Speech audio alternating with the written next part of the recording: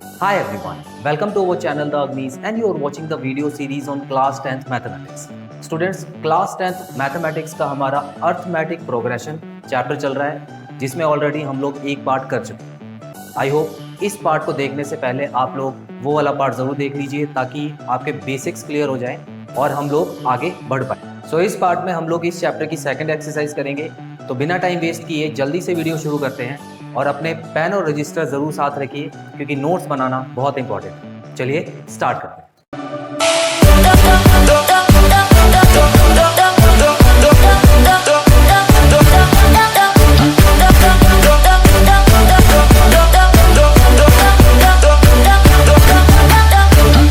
Students, question शुरू करने से पहले हम लोग इसके कुछ इंपॉर्टेंट पॉइंट्स और फॉर्मूले देख लेते हैं जो कि इस एक्सरसाइज में यूज होंगे। सबसे पहले हम लोग ये जान लेते हैं कि ये जो एक्सरसाइज है ये किस चीज पे बेस्ड है। सबसे इंपॉर्टेंट चीज है इसमें nth term of an AP. This whole exercise is based on nth term of the AP.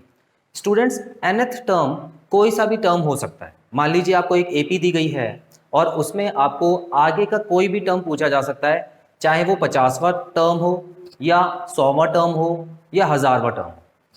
तो ये nth का मतलब है जो क्वेश्चन में दिया होगा, उन्होंने जो क्वेश्चन में पूछा होगा कौन सी संख्या निकालनी है तो वो हो गई nth संख्या। आगे बढ़ते हैं। nth means any term. So students, जैसे कि मैं आपको बता चुका हूं कि आपको पहले 4 या 5 संख्याएं दे दी होंगी और उसके बाद आपसे कोई भी संख्या पूछ लेंगे आगे की, तो आपको बताना होगा कौन सी संख्या है। अब nth टर्म की डेफिनेशन क्या है? The nth term of an AP with first term a and common difference d। आपको पता है a जो होती है वो हमेशा फर्स्ट टर्म होती है और कॉमन डिफरेंस को हम हमेशा d से डिनोट करते हैं। तो common difference d is given by an is equal to a plus n minus 1d। So students, जिस फॉर्मूले की बात मैं पहले पार्ट में कर रहा था वही फॉर्मूला ये गिवन है। तो ये फॉर्मूला nth टर्म निकालने का फॉर्मूला है। ओके, अब यहां पर आपको a और d के बारे में पहले ही पता है ये होता क्या है। n के बारे में अभी मैं आपको बता देता हूं n और an का मतलब क्या है। स्टूडेंट्स, अगला पॉइंट हमारा यही है, do not get confuse between n and an।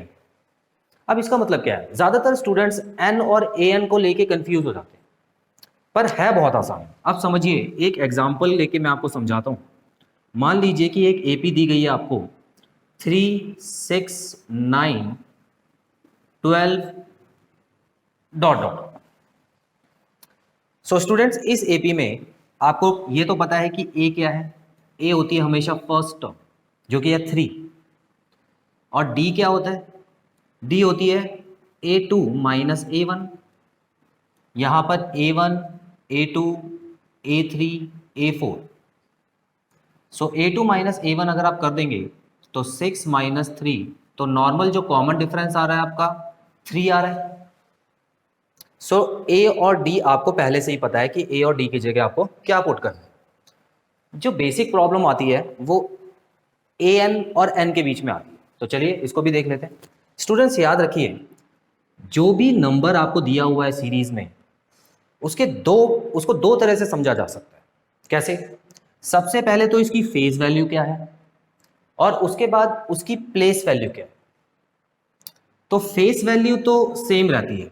अब जैसे अगर हम पहले नंबर की बात करें तो इसकी जो फेस वैल्यू है, face value of 3 is 3। Okay, face value तो आपको पता ही है, जो नंबर की पहचान है। तो इसकी पहचान 3 है तो इसका दिखने में 3 है, तो ये इसकी फेस वैल्यू 3। लेकिन अगर प्लेस वैल्यू की बात करें, प्लेस वैल्यू ऑफ 3 इज 1। तो जो प्लेस वैल्यू है 3 की वो क्या है? 1, क्योंकि ये पहले नंबर पे बैठा हुआ है। ओके, तो ये फर्स्ट पोजीशन पे बैठा है। सो स्टूडेंट्स, बड़ा आसान है, आपको बस इतना याद रखना है कि जो फेस वैल्यू होती है वो होती है an और जो प्लेस वैल्यू होती है वो होती है n। क्वेश्चन में अगर आपसे पूछा जाए कि आप 10वीं संख्या निकालिए, 10th टर्म निकालनी है आपको, तो ये क्या पूछा है? ये प्लेस वैल्यू आपको दी गई है याद रखिएगा स्टूडेंट्स, आपको प्लेस वैल्यू दी गई है कि 10वीं संख्या पे 10वीं रैंक पे कौन सा नंबर बैठा होगा। तो ये जो 10th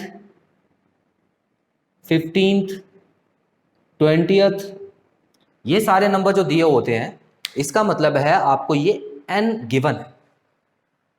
ओके, आपको प्लेस गिवन है, आपको उनके फेस निकालने हैं। तो फेस निकालने के लिए आपको an की वैल्यू फाइंड आउट करनी होगी। तो क्वेश्चन में दोबारा देखते हैं, अगर आपसे पूछा है कि इस सीरीज की 10th टर्म बता दो, तो आप कैसे बताएंगे। a और d की वैल्यू पता है आपको, n की वैल्यू आपको दी हुई है 10, तो n की जगह 10 पुट करके an की वैल्यू आप निकाल देंगे। दूसरी तरीके के क्वेश्चन में आपको फेस वैल्यू दी होगी। कहने का मतलब है आपको आगे कोई भी एक नंबर दे दिया जाएगा, जैसे कि 98 मान लेते हैं। तो 98 आपको फेस वैल्यू दी हुई है और पूछा गया है कि ये वाला जो नंबर है वो कौन सी रैंक पे है, वो कौन सी कुर्सी पे बैठा हुआ है। ये पहली कुर्सी, दूसरी कुर्सी, तीसरी कुर्सी, तो ये जो है इसकी प्लेस वैल्यू कौन सी है।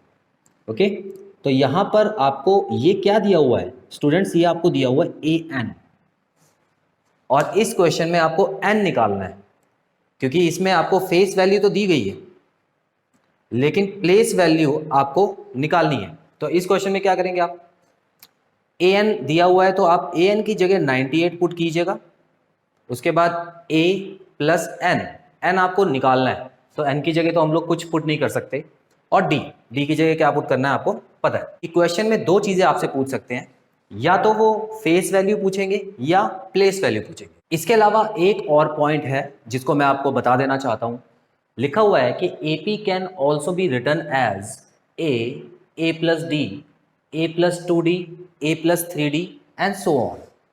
स्टूडेंट्स इसका मतलब क्या है, ध्यान से समझिएगा। मान लीजिए मैं एक और AP ले लेता हूं, 5 10 15 20 डॉट डॉट, और आपको ये बात पता है कि ये है A1, ये है A2, A3, A4। अगर हम इसका D निकालने की कोशिश करते हैं तो आपको ये पता होना चाहिए कि बिल्कुल सेम फॉर्मूले से हम लोग D निकालते हैं, जो कि हो गया 10 माइनस 5, सो हो गया 5। तो D की वैल्यू 5 है। अब इस AP को मैं एक और तरीके से लिख सकता हूं, ध्यान से देखिएगा। आपको पता है यहां पे A इज इक्वल टू 5 है, ये चीज आपको क्लियर हो चुकी है अभी तक। अब इसको मैं लिख सकता हूं 5, बिल्कुल ये तो 5 ही है, और 10 को मैं लिख सकता हूं 5 प्लस 5, ये सेकेंड टर्म है। अब ये 5 प्लस 5 क्यों लिखा मैंने, क्योंकि ये फर्स्ट टर्म में डिफरेंस प्लस हो गया, फर्स्ट टर्म में डिफरेंस प्लस हो गया, यहां पे नजर डालिए। उसके बाद देखिए मैं यहां पे लिख सकता हूं 5 प्लस 2 मल्टीप्लाई बाय 5, क्या ये 15 नहीं हो गया। ओके, तो आप यहां पे नजर डालिए।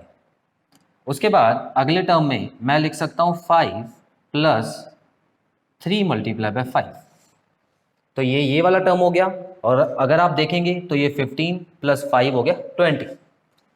सो स्टूडेंट्स किसी भी AP को आप इस फॉर्म में भी लिख सकते हो।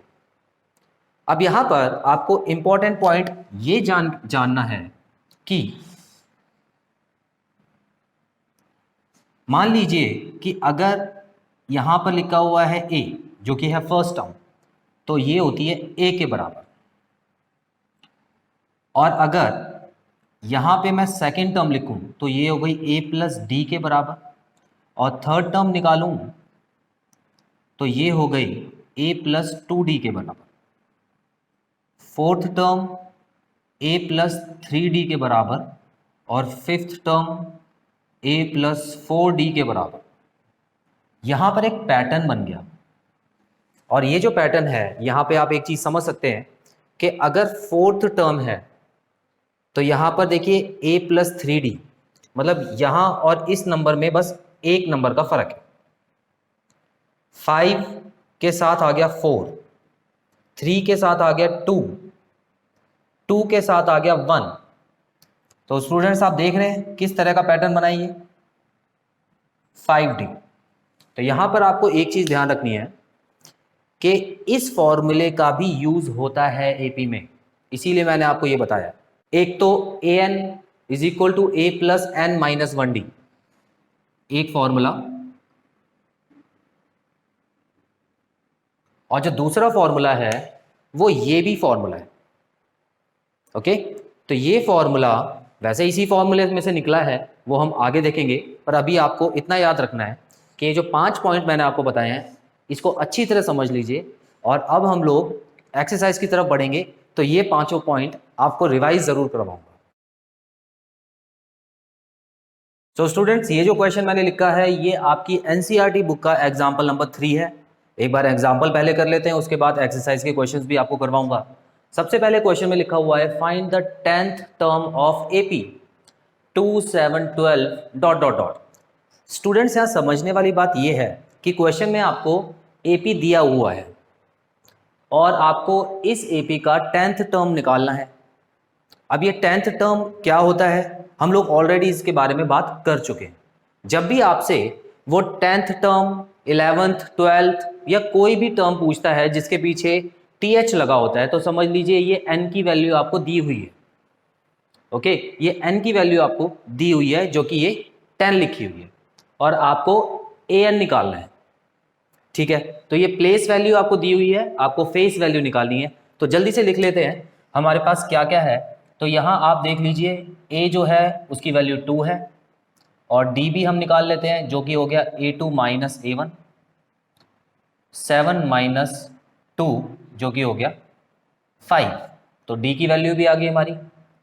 उसके बाद क्वेश्चन में दिया हुआ है n इज इक्वल टू 10, क्योंकि nth टर्म निकालनी है, तो जो प्लेस वैल्यू है वो आपको दी गई है। उसी तरह अब हमको निकालना क्या है, हमको निकालना है a10। a10 देखिए n की जगह 10 दिया हुआ है तो आप यहां पर भी 10 लगाइएगा, यहां पे an मत लगा दीजिएगा। ठीक है, अब इसका सॉल्यूशन कैसे होगा। सॉल्यूशन बहुत सिंपल है, आपको पता है ये जो फॉर्मूला है वो है an is equal to a plus n minus 1d। Students, जितनी बार फॉर्मूला लिखेंगे उतनी बार आपको याद होगा, तो क्वेश्चन में जितने क्वेश्चन आप करें उसमें फॉर्मूला जरूर लिखें। ओके, तो अब हम वैल्यू पुट करना शुरू करते हैं। तो पुटिंग द वैल्यू, अब यहाँ पर हम लोग a10 लिख लेते हैं और यहाँ पर a की जो वैल्यू है वो है 2, n की जगह आपको 10 दिया हुआ है और d की जगह आपको 5 दिया हुआ है। तो इसको अगर हम सॉल्व करें तो ये आ जाएगा 9 और 5। 9 और 5 जो है वो मल्टीप्लाई में है, 45 हो गया ये। सो इन दोनों को प्लस करके 47 आ गया। सो स्टूडेंट्स देखिए ये 47 क्या आया है, ये आया है a10। इसका मतलब है ये आपने फेस वैल्यू निकाल ली है, फेस वैल्यू। तो अगर हम शॉर्ट में बोलें तो 10वीं कुर्सी पर 47 बैठा हुआ है। आई होप ये क्वेश्चन आपको क्लियर है। बढ़ते हैं अपने अगले क्वेश्चन की तरफ। स्टूडेंट्स, एक बिल्कुल सेम क्वेश्चन है, बस इसमें जो एपी है वो नेगेटिव जा रहा है, डिसेंडिंग ऑर्डर में है एपी। तो इसको भी एक बार मैं आपको जल्दी से करके दिखा देता हूं ताकि आपको इसमें भी कंफ्यूजन ना रहे। हम लोग लिख लेते हैं, यहाँ पर आपको 50th टर्म निकालना है और 50th टर्म मतलब आपको n की वैल्यू 50 दी हुई है और एपी जो है वो डिसेंडिंग ऑर्डर में है। तो यहाँ पर नई चीज़ क्या आएगी, जो a है वो 9 के बराबर आ जाएगा और जो d है उसको हम बिल्कुल सेम a2 माइनस a1 लिखेंगे। तो a2 की जगह आ जाएगा 6 और a1 की जगह आ जाएगा 9। और इसको अगर आप सॉल्व करोगे तो आपका d जो है वो नेगेटिव आएगा, -3। d जो है वो आपका -3 आएगा, ये याद रखिएगा। ठीक है, उसके बाद आपको ये पता है कि जो n की वैल्यू दी हुई है वो है 50। n की वैल्यू 50 दी हुई है और आपको a50 की वैल्यू निकालनी है। इसका मतलब आपको जो फेस वैल्यू है वो निकालनी है और ये जो प्लेस वैल्यू है वो आपको गिवन है। ये प्लेस वैल्यू आपको गिवन है, फेस वैल्यू निकालनी है। ओके, फॉर्मूला आपके सामने लिखा हुआ है, तो जल्दी से हम वैल्यू पुट कर लेते हैं। A50 इज इक्वल टू, यहाँ पे आ गया 9 प्लस ये हो गया 50 माइनस 1 और ये हो गया D। अब यहाँ पे हम लोग 9 प्लस 49 माइनस 3। सो स्टूडेंट्स, अगर आपको नेगेटिव इंटीजर्स का फॉर्मूला पता है तो आपको ये पता होना ज़रूरी है कि दो नंबर्स जिनमें से कोई एक नेगेटिव है, अगर इनको मल्टीप्लाई करते हैं तो आंसर भी हमेशा नेगेटिव ही आता है, इतना याद रखिए। तो यहाँ पर 9 हो गया और ये जो साइन है ये माइनस हो जाएगा, और 49 को जब हम 3 से मल्टीप्लाई करेंगे तो 147 आ जाएगा। ओके, छोटे नंबर में से बड़ा नंबर माइनस करने पर आंसर हमेशा माइनस में आता है, तो इसमें जो आंसर आएगा आपका 138 वो भी माइनस में आ जाएगा। तो आई होप ये वाला क्वेश्चन भी क्लियर है। और ये क्या आई है? ये आई है आपकी फेस वैल्यू। सो स्टूडेंट्स, 50वीं कुर्सी पर -138 बैठा होगा। एग्जाम्पल नंबर 4 में दिया हुआ है which term of AP 21, 18, 15 is -81। Students देखिए, यहां पर जो AP है वो आपको पता ही चल गया होगा कि डिसेंडिंग ऑर्डर में है। तो जब भी AP डिसेंडिंग ऑर्डर में आता है तो जो डिफरेंस है वो नेगेटिव आता है। लेकिन इस क्वेश्चन में एक और चीज है ध्यान से देखने वाली। इस क्वेश्चन में आपको फेस वैल्यू दी हुई है। देखिए स्टूडेंट्स, यहां पूछा गया है कि इस AP में -81 कौन सी जगह बैठा है, कौन सी कुर्सी पे बैठा है। तो इसका मतलब क्या हुआ कि क्वेश्चन में हमको A तो दिया हुआ है जो कि है 21, और D भी हम निकाल लेंगे A2 माइनस A1 करके। सो 18 माइनस 21 जो कि होता है -3। और इतना आपको याद रखना है कि आपको जो वैल्यू दी हुई है इस बार वो AN की वैल्यू दी हुई है, N की वैल्यू नहीं दी हुई। ओके, तो याद रखना इसके पीछे देखिए TH नहीं लगा हुआ है। इसके पीछे TH नहीं लगा है तो समझ लेना AN है, और अगर TH लगा होता तो समझ लेते N है। ठीक है, तो ये जो आपको दी हुई है ये फेस वैल्यू दी है। ठीक है, तो आपको क्या निकालना है? प्लेस वैल्यू निकालनी है। फॉर्मूला लिख लेते हैं, AN is equal to A plus N minus 1D। ये फॉर्मूला अब तक तो आपको याद हो गया होगा, आई होप। ठीक है, तो देखते हैं। अब AN की वैल्यू दी हुई है तो AN की जगह ही -81 को पुट कीजिएगा। उसके बाद A दिया हुआ है 21 और N की वैल्यू तो आपको निकालनी है। स्टूडेंट्स, यहां पे आपसे एक क्वेश्चन करना चाहूंगा, क्या जो N की वैल्यू है कभी नेगेटिव आ सकती है या कभी डेसिमल में या फ्रैक्शन में आ सकती है?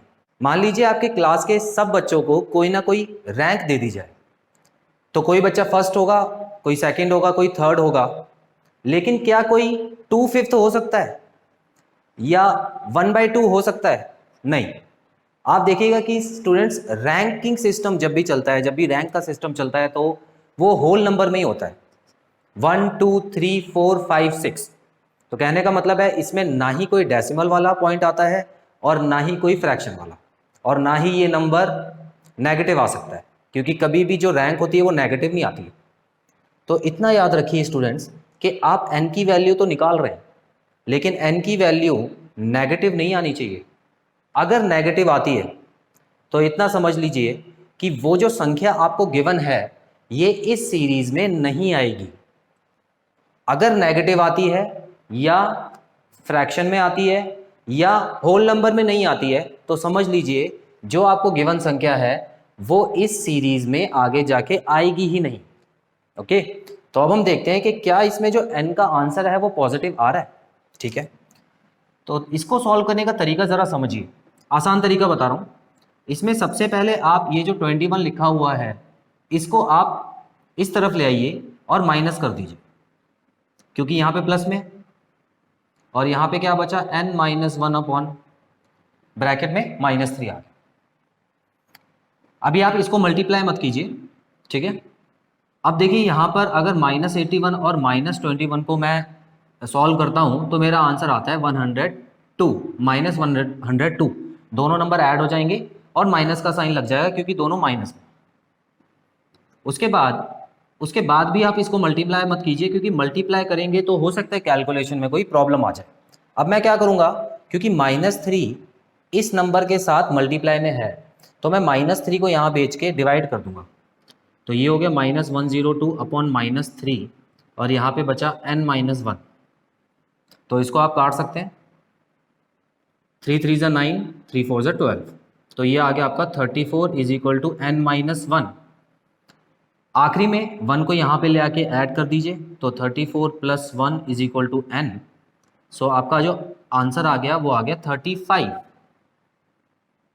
तो ये जो 35 है ये क्या है, 35th पोजीशन पर -81 बैठा है। देखिए पॉजिटिव आंसर आया है और होल नंबर में भी आंसर है, तो इसका मतलब याद रखिएगा कि ये जो नंबर है -81 ये 35th पोजीशन पे बैठा है। और ये क्या है, ये है प्लेस वैल्यू, प्लेस वैल्यू।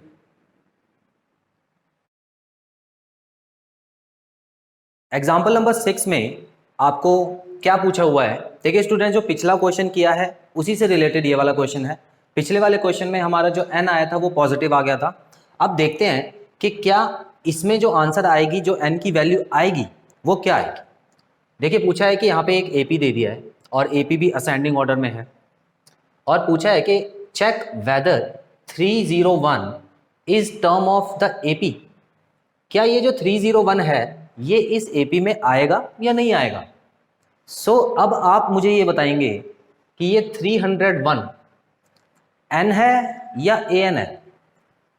बिल्कुल सही कहा आपने, ये जो आपको दिया हुआ है ये an है, क्योंकि n की वैल्यू तो आपको निकालनी है, ये तो फेस वैल्यू दी हुई है, अब आपको प्लेस वैल्यू निकालनी है। देखते हैं दोबारा से, a is equal to 5 and d is equal to a2 minus a1।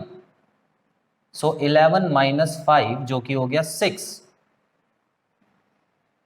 उसके बाद क्वेश्चन में आपको an दिया हुआ है 301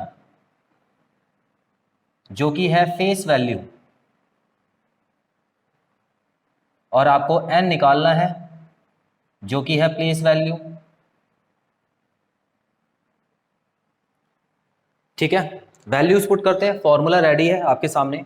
an की वैल्यू लिख देते हैं 301 जो कि क्वेश्चन में दी हुई है, a हो गया 5, n की वैल्यू आपको निकालनी है, और d की वैल्यू आपको दी हुई है 6। बिल्कुल उसी तरह सॉल्व कीजिएगा। सबसे पहले ये जो 5 है इसको यहाँ पे ले आके माइनस कर दीजिए, 301 minus 5 is equal to n-1, और ये हो गया 6। अब इसको अगर हम माइनस करेंगे तो ये आ जाएगा 296 इज इक्वल टू n-1 6। ठीक है, इतना आपको क्लियर है। उसके बाद आप देख सकते हैं इस 6 को अगर मैं यहाँ पे लेके आऊँ, 296 upon 6 is equal to n-1। ठीक है, तो इसको अगर हम काटें तो ये 2 से कट रहा है, तो ये 3 हो गया 148। ओके, क्या ये 148 3 के टेबल में आता है? नहीं, ये 3 से नहीं कट रहा।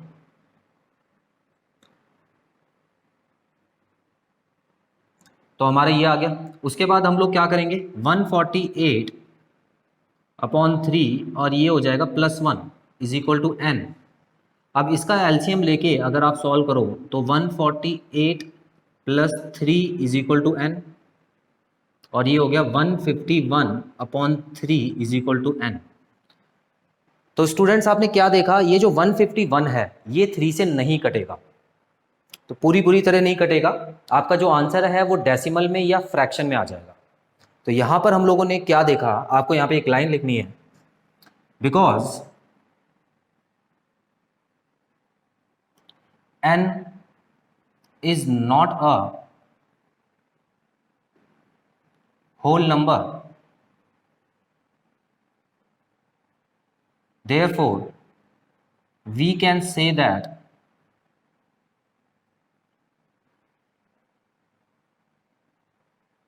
(301) is not a term of given AP। तो ये जो 301 आपको दिया हुआ है ये इस एपी की टर्म नहीं हो सकती। फ्रेंड्स अगला क्वेश्चन बहुत इंटरेस्टिंग है, देखिए घुमाने की कोशिश करेंगे आपको, क्योंकि फॉर्मूला तो उनके पास एक ही है, तो वो क्या कर सकते हैं, ज़्यादा ज़्यादा आपको घुमाएंगे। देखिए students, how many 2 digit numbers are divided by 3। 2 digit के मतलब 2 डिजिट के ऐसे कितने नंबर हैं जो 3 से पूरी पूरी तरह डिवाइड हो जाए। ठीक है, चलिए देखते हैं। यहां पर आप देख सकते हो कि अगर मैं इसकी एपी बनाने की कोशिश करूं तो सबसे छोटा 2 डिजिट का नंबर जो कि 3 से डिवाइड होता है वो कौन सा होता है? 6। 6 तो 1 डिजिट नंबर हो गया। 9, 9 भी 1 डिजिट का हो गया। 12, लेकिन 12 एक ऐसा नंबर है जो कि 2 डिजिट का नंबर है और सबसे छोटा नंबर है जो कि 3 से डिवाइड होता है। ठीक है, तो हम लोग 12 से शुरू करते हैं और उसके बाद 15, 18 डॉट डॉट डॉट। क्या इतना ही दिया हुआ है क्वेश्चन में? सोचिए, थोड़ा दिमाग लगाइए। स्टूडेंट्स देखिए, इस क्वेश्चन में आपको इस एपी की लास्ट वैल्यू भी गिवन है। कैसे पता लगेगा? देखिए 2 डिजिट का सबसे बड़ा नंबर कौन सा होता है जो कि 3 से डिवाइड हो? 2 डिजिट का सबसे बड़ा नंबर जो कि 3 से डिवाइड हो। देखिए इस नंबर को कैसे कैलकुलेट करते हैं, आप क्या कीजिए, 3 डिजिट का नंबर लिखिए, क्योंकि 2 डिजिट का सबसे बड़ा जो नंबर होगा वो इसके आसपास होगा, तो आप 3 डिजिट का नंबर लिखिए। इसको 3 से काटने की कोशिश कीजिए, तो 3 3 ज़ा 9, ये आ गया 1 और 0, और 3 3 ज़ा 9 दोबारा से यहाँ पे आ गया 1। अब स्टूडेंट देखिए, रिमाइंडर मेरा बचा है 1।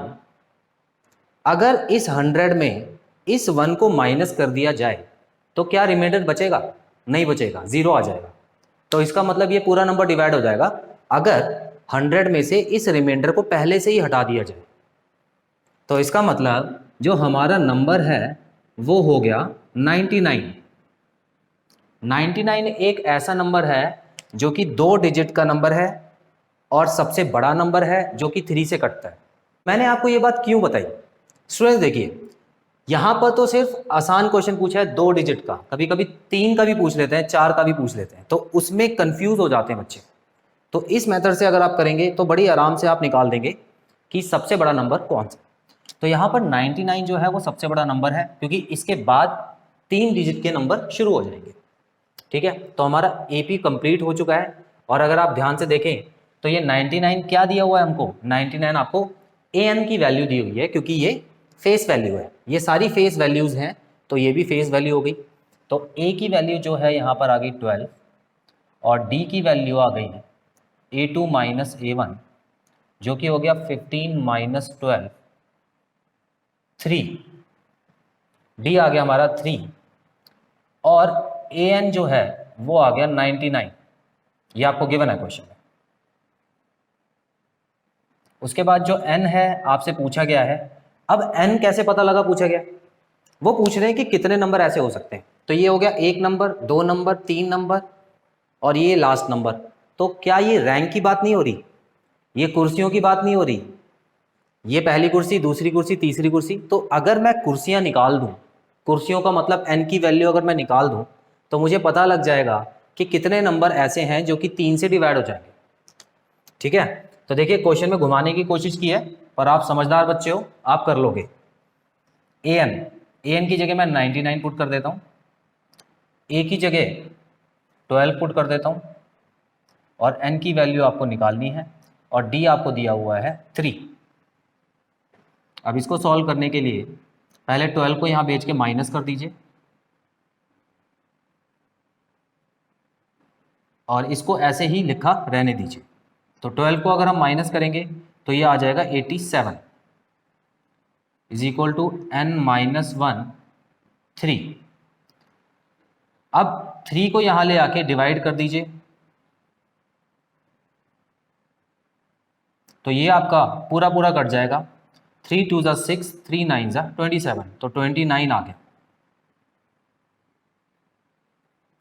1 को यहाँ पे ले आके प्लस कर दीजिए, तो आपका जो आंसर है 29 plus 1 is equal to n, तो 30 आपका n आ जाएगा। तो स्टूडेंट्स देखिए, ऐसी 2 डिजिट की 30 संख्याएं हैं, 30 नंबर्स हैं जो कि पूरे पूरे 3 से कटते हैं। स्टूडेंट्स एग्जाम्पल नंबर 8 जरा ध्यान से समझिएगा, क्योंकि ये भी इतना इजी क्वेश्चन है नहीं। यहां पर लिखा हुआ है find 11th term from the last term of AP given AP. Question में आपको एक एपी दिया हुआ है जो कि एक सिंपल चीज है, और एपी में क्या क्या दिया हुआ है, आपको ए दिया हुआ है और आप डी तो निकाल ही लेंगे, उसके साथ साथ आपको ए एन भी दिया हुआ है जो कि लास्ट टर्म है। लेकिन उन्होंने नया क्या पूछ लिया, इस क्वेश्चन में नया ये पूछ लिया कि इस बार आपको स्टार्टिंग से टर्म नहीं बतानी है, आपको यहां से काउंट करते हुए इस तरफ को टर्म बतानी है। कहने का मतलब है कि 11th term from the last term, आखिरी टर्म जो है वहां से आपको निकालनी है। तो देखिए, है तो सिंपल क्वेश्चन, पर थोड़ा सा दिमाग लगाना है आपको। सोचिए क्या कर सकते हैं इस क्वेश्चन में। देखिए स्टूडेंट्स, इस क्वेश्चन को मैं 2 तरह से कर सकता हूं। सबसे पहले तो मुझे ये नहीं पता कि कितने नंबर हैं ये, ठीक है, ये फर्स्ट है, सेकंड है, थर्ड है, पर ये कितने नंबर हैं। अगर मुझे टोटल नंबर पता लग जाए तो उसके बाद मैं 11 टर्म पीछे से गिन के कर सकता हूं, लेकिन वो थोड़ा सा लेंथी प्रोसेस और मुश्किल प्रोसेस हो जाएगा। तो मैं यहां पर अपनी तरफ से क्या करता हूं, इस एपी को पूरा घुमा देता हूं। मान लीजिए इस एपी में जो भी नंबर्स दिए हुए हैं, अगर मैं उसको बिल्कुल उल्टा करके लिख दूं तो क्या सामने से 11वीं संख्या निकालना मुश्किल होगा? नहीं, वो तो इस फॉर्मूले से आ जाएगी। लेकिन एक चीज का आपको ध्यान देना होगा। देखिए क्या, यहां पर अगर हम बात करें तो यहां पर जो a है वो है 10 और d जो दिया हुआ है वो है a2 minus a1, 7 minus 10 is equal to -3, ठीक है। लेकिन अगर मैं इसको पलटता हूं, when the given AP is reversed, तो A की वैल्यू जो है वो चेंज हो जाएगी, जो कि ये 62 आ जाएगी। और जो D की वैल्यू है स्टूडेंट्स, D की जो वैल्यू है वो भी चेंज हो जाएगी। अब वो चेंज कैसे होगी? देखिए, अभी तो हम लोग 7 में से 10 माइनस कर रहे हैं, लेकिन अगर मैं पलट दूं तो 10 में से 7 माइनस हो जाएगा। तो 10 में से जब 7 माइनस होगा तो जो D की वैल्यू आ जाएगी वो +3 आ जाएगी, ना कि -3 रहेगी। बस यहीं पे आपको थोड़ा सा ध्यान देना है, बाकी सारी चीज़ें क्लियर है। तो ठीक है, यहाँ पर A की वैल्यू आ गई, D की वैल्यू आ गई, और आपको यहाँ पे N की भी वैल्यू दी हुई है जो कि है 11, क्योंकि इसके पीछे TH लगा हुआ है तो ये हो गया N। आपको निकालना क्या है? आपको AN निकालना है, ठीक है। तो निकाल लेते हैं AN जो कि फेस वैल्यू है। तो इस वाले फॉर्मूले में आप पुट कर लो, तो AN is equal to A हो गया -62 और N की वैल्यू आपको 11 गिवन है और D हो गया +3। मुझे उम्मीद है आपको समझ आ गया होगा कि D +3 कैसे हो गया। तो यहां पर आप देख सकते हो ये -62 +10 और ये 3 हो गया, सो -62 + 30 हो गया। और आपको पता ही है कि जब बड़ा नंबर माइनस का होता है तो आंसर आपका माइनस में आता है, तो ये हो गया -32। तो पीछे से 11वीं संख्या -32 होगी। सो स्टूडेंट्स, यहाँ पर ख़त्म होता है हमारा अर्थमेटिक प्रोग्रेशन का सेकंड पार्ट। आई होप आपको इसके सारे क्वेश्चन क्लियर हो गए होंगे और आपने नोट्स भी बना लिए होंगे।